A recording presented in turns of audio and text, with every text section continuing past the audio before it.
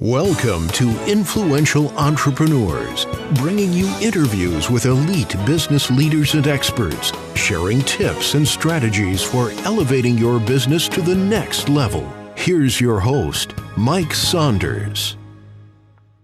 Hello and welcome to this episode of Influential Entrepreneurs. This is Mike Saunders, the Authority Positioning Coach. Today we have with us Marc Vasquez, who's the co-founder and president of Donumvita, a financial education company. And today we're going to be discussing the Stewardship Paradigm. Marc, welcome to the program. Thank you, Mike. Glad to be here.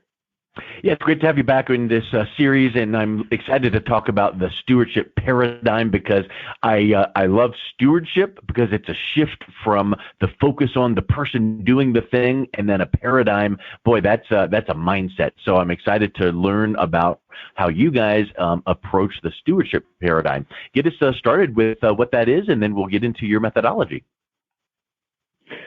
Sure, I'm happy to. So, Mike, as you mentioned, it is a mindset. We call it the ethic to make, keep, and grow money. And an ethic is really nothing more than a set of principles. And so we believe that stewardship is based on not just making, but keeping, and more than keeping, but to also grow. And so I really think it's pretty self-explanatory. But if you've got questions about it, I'm happy to fill in any blanks. Yeah, and the paradigm makes it, and I know that's a trademark phrase, so you've got a whole system around that based on 7 principles. Tell us what principle number 1 is. Sure. So it's achieve better results is principle number 1. So that's obviously self-explanatory because anyone would want to achieve better results, but where are you building from? Better compared to what? So our whole process, we talked about in the first segment that we exist to help close the wealth gap in America, one family at a time. And so when we go through our initial discovery process, what we're identifying, what we're discovering is that each one of our clients, no matter who they are, there's a starting point. Let's call that point A. And then there's a point B, their desired financial situation. And so the better results is really attaining their desired financial situation. And so our job is predicated on really getting our clients or prospects from point A to point B as effectively as possible. And so the better result is going from where they are to where they want to be. Yeah. Based on doing it the way you currently are, or trying and stumbling on figuring it out on your own. Exactly. I mean, you're a smart guy and very intelligent. You know that you can probably figure out just about anything that you would like to figure out. The issue, the challenge is to do it in a time efficient manner, right? And so usually I know when I'm seeking help or mentorship, it's to help me close a gap from where I am to where I want to be faster. And so time is the key there. Well, I agree with that. And I also would wonder if this analogy would fit too. My family loves to watch cooking shows. And so think about a recipe to this really gourmet dish, whatever that might be. Here's all the ingredients laid out, and here's this 3x5 card with a recipe. Well, I personally don't cook. I enjoy watching the shows, but I don't cook. But I could take those same ingredients and make something that would probably be a travesty and not taste well. This expert gourmet chef could take it and put it in at the right time, the right order, and the right level of ingredient and follow it to a T, and now it's a masterpiece.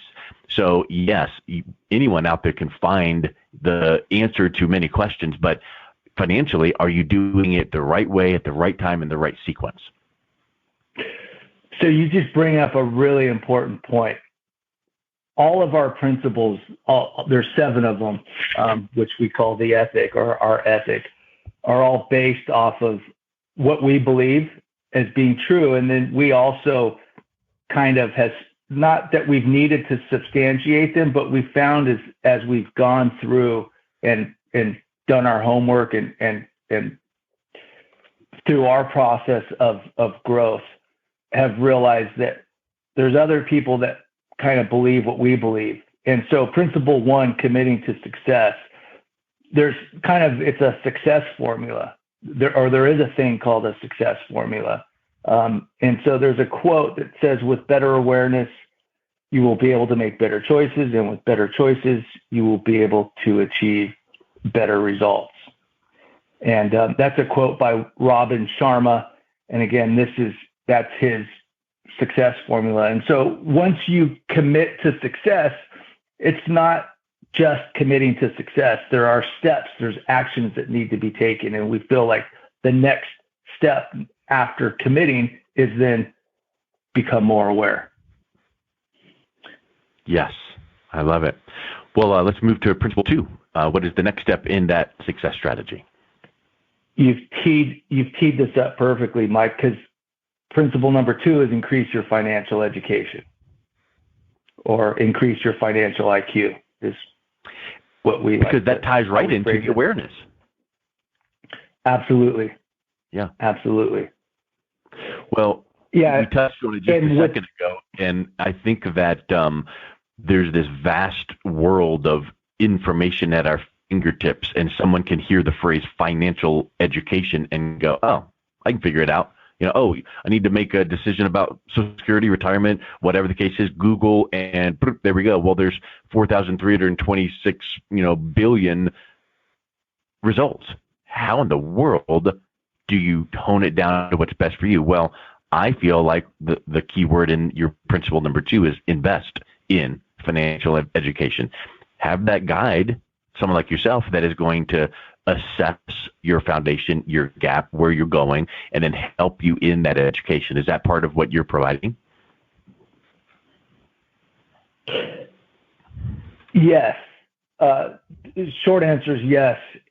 Really, the way I like to explain it is there's so much information out there, and someone can believe that they're increasing their financial IQ or investing in their financial education, but maybe that financial information that they're investing in isn't accurate or isn't the right, maybe it's misinformation. And so I believe that through better awareness and through financial education, once you know where you currently are and exactly where you want to be, it makes it easier for us to discern what is the right information for us to get to our goal, to get the better result in the most efficient, time-efficient manner. And so when you're working with clients, is it something that you are helping educate them and you're giving them resources and they literally have PDF guides or videos or audios? Are you helping them to increase their education, or are you bringing the education to them so that they know how to execute? Great question. It's kind of both, Mike. Yeah. I know for myself, the more that I learn, the more. So everything that we do, we like to lead with education first, to empower our clients or our prospects to become more aware so that they can make better decisions and achieve better results. What we find is that as someone becomes more aware, they become more curious and they start to become more invested in information that they want to access and have access to. Yeah. Like the first principle number 1, this is also explained through or in a quote. This one is, with a sound financial education, a person can use taxes, debt, inflation, and retirement to become rich rather than poor. And that's a quote from Robert Kiyosaki. And again, we talked about kind of in our first segment that there's kind of these 4 holes in everyone's financial bucket. Once people can become aware of those 4 holes, then we can work on plugging those holes. Yes. Yeah, that's a really good point. And I just think too that there's a quote, I don't even know who it's attributed to, but I know you're a quote guy, and this has stuck with me for years since I heard it probably 15 years ago. Be an active participant in your own rescue. And so maybe someone listening to this is not, in a distressed situation to need rescue, but in your own, moving forward, you need to be that active participant, and you can't just go, okay, please handle this, and then be oblivious to what's going on. You need to be an active participant, take that action, apply, and learn. I think that's a really big aspect here that we're talking about in investing in your financial education. It might be monetarily investment. It might be time and effort, mental effort. Great points. I had never heard that quote. I'm interested in hearing who said that. But to elaborate on what you just said, Mike, I couldn't agree more. And in short, again, to reiterate what was kind of talked about in segment 1 is we exist to help our prospects and our clients and anybody that wants help to amass wealth. But we're not a company that's going to manage your money for you and manage your assets for you. Rather, we're here to help you manage your own assets and money. Yeah, that's a really great point, and I think that makes people feel empowered. Very, very good. Let's move to principle 3. What is the next step in your success formula?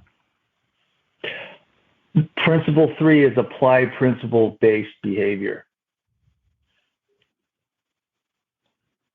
So once you have been made aware of where you need to go and where you are, and you've invested in financial education, I assume that means you better do something with it, right? You need to take action. Exactly. Be a participant, right? Yeah, right. Like you were saying earlier. So what does that look like? If you, what's an example, like maybe without mentioning names or scenarios, what would that look like in like a use case? So for instance, a use case, a principle is nothing more than a fundamental truth. Mm-hmm. And in short, we see that these fundamental truths, like for example, a fundamental truth would be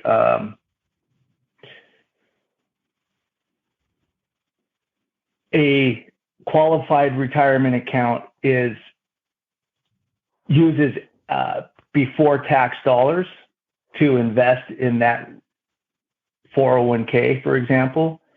And the result is that once you retire, you're going to have to pay tax, not just on the principal, the money that you invested, but you also have to pay interest on the growth, principal and growth. And to me, that seems very commonsensical, if you will, but the majority of Americans aren't aware of that. And they're not aware of that because the greater financial industry isn't helping them to become aware of that idea, because their products and services are greatly predicated on qualified retirement accounts, as an example. And I think that's an interesting point you make, because it's a mindset that people have. Is like, you graduate college, you get a job, as soon as you can participate in the plan, you do that, you move on, and all of a sudden you don't realize some of the fundamental truths that will manifest from that fundamental truth. And we don't need to get into the weeds on that, but one of the things I would suspect is, hey, 25 years ago, do you think the tax rate was less than today? Of course. Well, 25 years from now, do you think taxes will be more than today? Of course. So if you're putting money into this plan and you're not paying taxes now, and 25 years from now or however long, when you do have to pay taxes, it's going to be more. Well, is that the right choice for you? That's where financial education, working with someone like yourself would help to explore that and guide you in the right direction. Absolutely. So applying principle-based behavior, not conjecture, not what Google or social media tells you, oh, look at this, and not hearing the fads of the day with, and things like that. So I think that's really a powerful step in that strategy, apply principle-based behavior. What's principle number 4? Mike, before we get to principle 4, I just want to finish up principle 3 with stating that this idea, this principle is derived from Ray Dalio's book, Principles.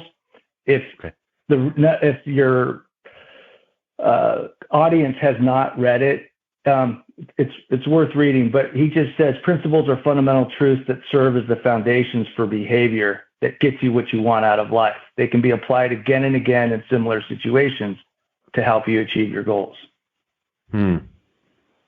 Yeah, because they're tried and true, and success leaves clues. So if you have those principles in place and you're following them, then it should give you the same and similar results each time you use them. Absolutely. Love it.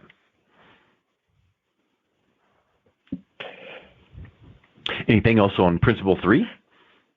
No, that's, there, like you said, we could get into the weeds on it and really dive deep, but this isn't the time or the place for that. Yeah, I agree. We could probably do a whole masterclass on each one of these principles and, see how it applies and do hot seats and case studies and things like that. But I just like to see how all the puzzle pieces fit together. And I think that'll paint a really nice picture in someone's mind hearing this to see how all of these sequentially build upon the other. So what's principle 4? Where do we go next? Principle 4 is control your financial environment. Now that sounds scary and like it's unattainable. Control your financial environment. Well, you can only control what you can do, but there's external forces working too. So how do those two forces play together? Well, again, through financial awareness, by investing in your financial education, we start to learn that becoming in control of your financial environment is much easier than maybe we've been taught, or in this case, not taught. And so there aren't very many people in the industry, leaders in the industry, that are empowering people to take control of their financial environment. It's kind of on the contrary. It's let me manage your assets for you. Let's invest your money in a stock market or wherever. I don't want to call out any one particular asset class, but let's take money from you and take your control away from you and just accept the fact that you don't have control. Well, we're contrarian. We're saying just the opposite. Let's gain control, and more control than you could ever imagine is possible. Once you're introduced to how to do it, and you've increased your awareness, then you start to believe that, oh yeah, this is possible. Not only is it possible, but this is what I'm committing to, and it comes to fruition. And I think that from a personal motivational standpoint, when you see micro successes, that gives you motivation to do a little bit more and a little bit more and to continue with it.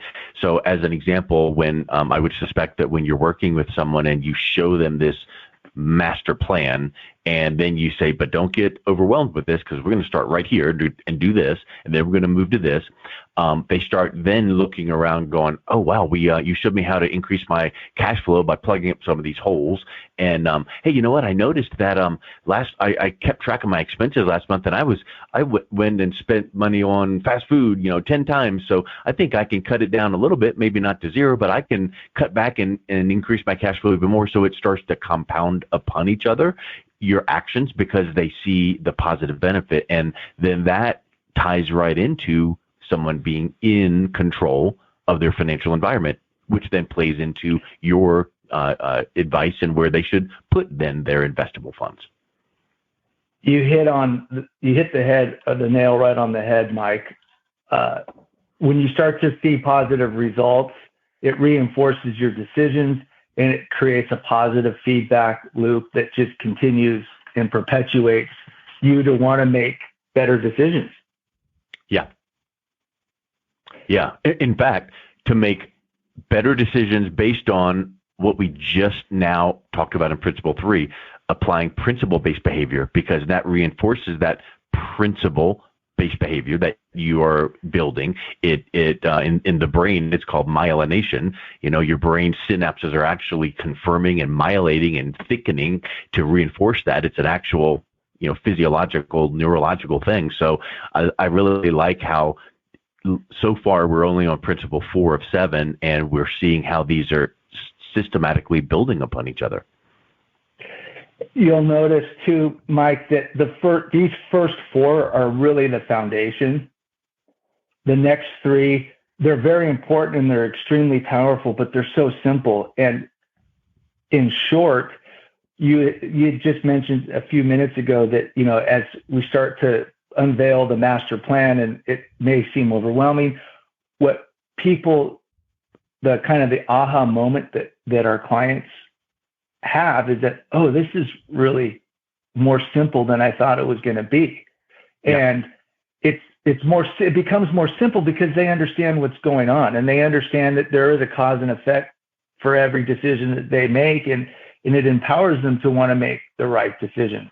And then it's reinforced, just like you said, this synapses fire, and there's a positive feedback loop. And then now the subconscious mind is like, okay, I thought this was going to be tough, but it's working, and it starts to become easier to make the right decision. And as you said that, I was thinking of a old 80s movie reference, so I'll date myself and say, if anyone has watched the original Karate Kid, and you think about Mr. Miyagi and the wax on, wax off, well, I would suspect that you have some clients that are like, Mark, I just want to get into where do I put this, and where do I see the gains, and hold all in due time, trust the process, because during the wax on, wax off, when Daniel's son was doing the sanding and the painting, he thought he was just doing physical labor, but as we know from the movie, all of a sudden Mr. Miyagi is throwing punches and he's like blocking and hitting it, and the light bulb goes off, and it's like, that's what I was doing this for. So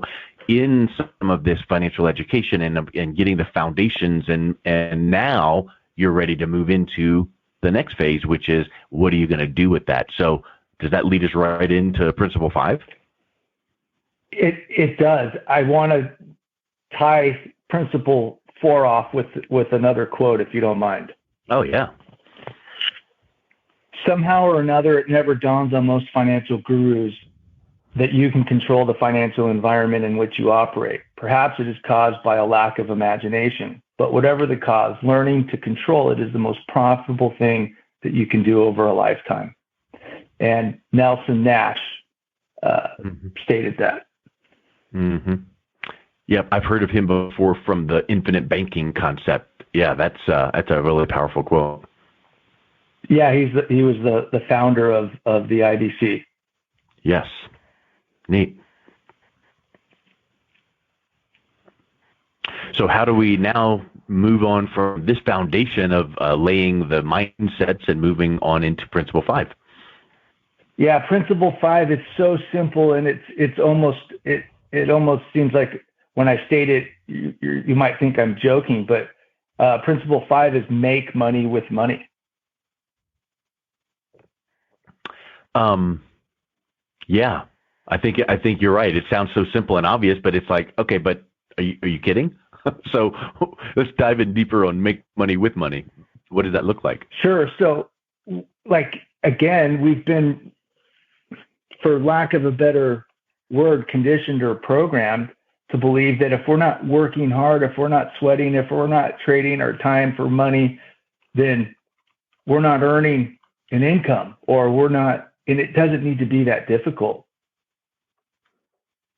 So really making money with money is, as we've kind of already stated, once you realize a positive cash flow, that money that's left over at the end of every month turns into capital. And capital is nothing more than money that can be used to make money.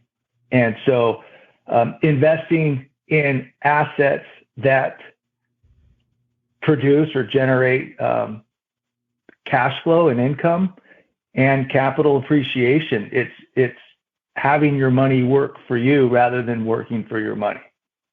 And I know it sounds oversimplified, but it really is that simple. It's as simple as it sounds. Yeah. And I would venture to say that if you then go back into some of the points we've made before, the old saying, don't trade your hours for dollars or your time for dollars. There's a time and place where you've got to strive in your career to make that money so that it can make more money. But at some point, you want that money to be the main source of your income, so that you're then not putting in your hours and you're throttling back to be able to, thrive and give back, because now you have extra time. Well, absolutely. And ultimately that extra time equates to retirement, right? And so we talked yesterday, or the last time that we spoke, about, what is generational wealth? And I stated that it's the accumulation, distribution, and transfer of 7-figure plus inheritance from one generation to the next. Well, this is what facilitates retirement. This is what facilitates a distribution of retirement income. And so ultimately, this, either knowingly or unknowingly, is our goal. Just unfortunately, for whatever reason, I know what the reason is. It's a lack of awareness. Through our lack of awareness, we don't even realize that this is our objective, is to make money with money. Yep. Yeah. Simple principle. What's your good quote that goes along with this principle? Yeah. This was stated by Ben Franklin, and again, it's oversimplistic, but money makes money, and the money that money makes money. Okay. Yeah. You can't deny the wisdom of Ben Franklin. That's awesome. Very good. So now we're moving in, landing the plane here on the last two principles. What is principle number 6 in the strategy? Again, super simple. Principle 6 is never lose money. Yeah. You hear the old phrase, go big or go home, or swing for the fences, and that's great in a lot of areas, but wow, I'm certain you can think of many examples in money, financial planning, investing, all of that realm, that maybe swinging for the fences takes too much risk, and all of a sudden here comes this loss and this loss. And now that chips into the previous principle, which is make money with money. Well, you need the money to be preserved so that it continues making it. So what is your main teaching around never lose money? That sounds like a pie in the sky. I mean, is never actually attainable? So you bring up it's a great question, and you had mentioned that we've almost been conditioned that we have to swing for the fences. Here's how I'll answer your question. With greater awareness, we start to be able to discern, is swing for the fences a principle, or is it a marketing campaign? Yep. And to answer your marketing campaign, and so we then start to question, okay, what else have we been told that is more of a marketing slogan or campaign than a principle? And what are the economic successful individuals? What are they doing? Are they swinging for the fences? Well, maybe, but I think here's the fine line. What we often think of as swinging for the fences is someone having the confidence to invest in themselves, someone that has control of their financial environment, knows that they're going to do what it takes to succeed because they've committed to achieving better results, right? They've become aware, they make better decisions. So they've invested in themselves, they've invested in their financial education. Maybe they're investing in themselves versus handing their money over to someone else to manage it for them, to manage their assets, and then putting all of their faith in someone else's ability. And I think, so the point is once you start to increase your awareness, you have more faith in your own ability, in your own decision-making process. And that's reinforced by the positive results that you've been getting over time. And then you become more comfortable making bigger decisions based off of your increased awareness. And I always love using quotes and analogies myself, and that's what you've been doing here too. So I'm going to make a connection, and I hope I don't steal your thunder if this is one of your quotes for this principle, but it reminds me of the one I think Warren Buffett used to say is, you can never go broke taking a profit. So even if it's a small one and you think you might, the movement in the market might be going up, and if you want to take that, you'll never go broke taking the profit, because if you miscalculate and it dips really low, man, you took that big hit and now you're making money, opportunities go down. So that, I think that's just a neat mindset there is you want to make wise decisions and never lose money. Mike, you've teed up the next quote perfectly. But before I get into the quote, to better understand the quote, I think I'm gonna start by saying this. Warren Buffett right now has been very questioned whether or not he's lost touch with, is he too old? Has he lost his touch with the markets? Mm-hmm. And people are questioning him because he's had a lot of money, billions of dollars on the sidelines of late. Mm-hmm. And granted, he's managing a huge fund, mm-hmm. lots of money, billions of dollars of other people's money, but people are questioning, he must be out of touch with the marketplace now. And here's quote number 6, rule number 1, never lose money. Rule number 2, never forget rule number 1. And that was stated by Warren Buffett himself. Yeah. So I don't think maybe he's out of touch. I just think that he lives by this principle so much. Yep. That he knows that there's going to be a time to make money, and right now may not be his time. Well, I think that he goes back to really your principle 3, applying principle-based behavior. He's got decades of principle-based behavior that works and is time-tested and proven, and he's sticking to it. He's not looking at the fads and the crypto this and the whatever that. He is going, here's what works, and I'm sticking to it. I'm putting the blinders on. And you know as well as I do, you go in a grocery store and you see all the lines, and you move from this line and shift to that line, and what do? You end up looking back to where you were to see if you made the best decision. Well, you can't do that when you invest, because if you've invested, the move is made, and you could go, ooh, I wish I hadn't done that, because it is made. And I think that's really a great point here related to his quote is you just kind of stick to your guns, apply that principle-based behavior, and never lose money. You just brought up two excellent points, Mike, and I'm not even sure if you're aware of it. But the first point that you brought up is you basically stated that Warren Buffett is not making an emotional decision. He's making a tried and true decision that's been based off of a principle, right? Yeah. The second point that you made is that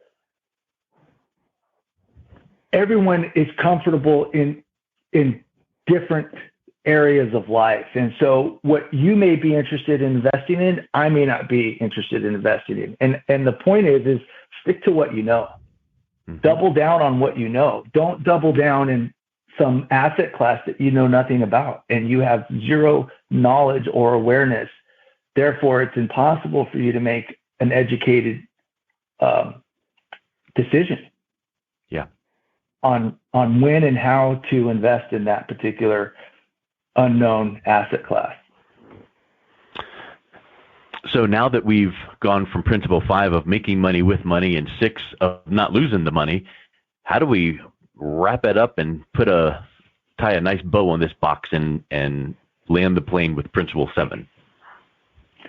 Principle 7 is accrue uninterrupted compound interest. Yeah. I think that's people don't really realize. You see these charts, and I remember in my 20s, you see, well, if you invest this much at this age and at whatever age, 65 or whatever, here's what you have. But if you only started earlier, then it's unbelievable the way compound interest works. And I'm sure you've heard this example too of, which would you rather have, $1 million now or 1 penny doubled for 30 days? And people tend to go, oh, give me $1 million now. But that's not the right decision, is it? It's an uninformed decision, right? Yep. Because I think that penny doubled for 30 days is something like 800. I mean, it's something just unbelievable. So compounding really is a powerful thing. But again, you just touched on something that I'm not even sure you're aware that you touched on it, Mike. A lot of times when we don't understand something, rather than asking, well, how is that possible? It's easier for us to say that's not possible. Yeah. So I guess the point is that if something seems too good to be true, sometimes it is too good to be true, but we shouldn't make that decision until we ask the question, well, how is that possible? And if there's not an answer as to how is that possible and it doesn't sound logical, then probably it's too good to be true. But if the answer sounds logical, it's just been a concept or a principle that we have been unaware of, maybe we need to start asking ourselves, how is that possible more times than just discounting it and dismissing it as not being true. And I think we hear so many times, just trust science. And science is, a science. Well, on the flip side, just trust the math, because numbers don't lie. And I think when someone can talk about and show and illustrate how compound interest works over time, it's staggering. As opposed to, I'm just going to keep my money, buried in the ground or put it in my safe at the house. There's a time and place for having, a little bit of liquid cash in case the banks are, closed or whatever. But the point is, man, trust that math. Again, I don't know if this is coincidence or not. Well, I tend to believe it's not, but a physicist is the one that quoted the next quote that I'm about to say. And it's compound interest is the eighth wonder of the world. He who understands it earns it. He who doesn't pay it. And that was Albert Einstein. And so you touched on it, Wow. Let the math kind of answer our question for us. Yeah, and that's a math principle brought to us by a science guru, the physicist. So that's even more powerful. Someone from the science world recognizing the math of compound interest. So I'm certain that you would even say, once you understand that principle, now what vehicle, and we'll get into that in our series coming up. But I think that for people to understand that when you are thinking of the concept of making money with money and not losing it, the other accelerator is making sure you have that consistent compound interest. And good point. We're taking it a step further. It's not just leveraging compound interest, but it's leveraging uninterrupted compound interest. Yes, that's a good point, because if you have a few bouts of losing money here, there, this quarter, this year, whatever, and that compound interest is stunted, it's not as productive as if it had been that steady plotting all the way along, like what we were saying before, just kind of, it might not be glitzy and flashy, but it gets the job done. Really good. So good. We covered our 7 principles. Any kind of closing thought on tying it all together, and then what's the best way that people can reach out and connect with you? In closing, again, it's just these are our 7 principles that make up our ethic to keep and grow money, and we're really just our methodology is the stewardship paradigm, and it's just a way of thinking, and it's a way of thinking that maybe is contrary to what we're taught. But once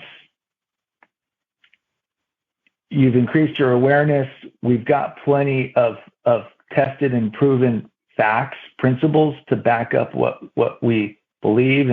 And I think at the end of the day, our clients realize that, wow, this is really not as complicated as we've been led to believe. And when I say this, I'm referring to personal finance. Yes. Excellent. Well, Marc, thanks for coming on today. This has been really enlightening. I love your approach to these concepts. Tell us what's the best way that someone can reach out and connect with you and learn some more. Absolutely. Donumvita.com is our website. And if you've got any questions or want to contact us, we look forward to our introduction. Excellent. I'll make sure that is linked in the show notes. And I really appreciate your time coming on today. Thank you, Marc. Thank you. Have a good day. You've been listening to Influential Entrepreneurs with Mike Saunders. To learn more about the resources mentioned on today's show or listen to past episodes, visit www.influentialentrepreneursradio.com.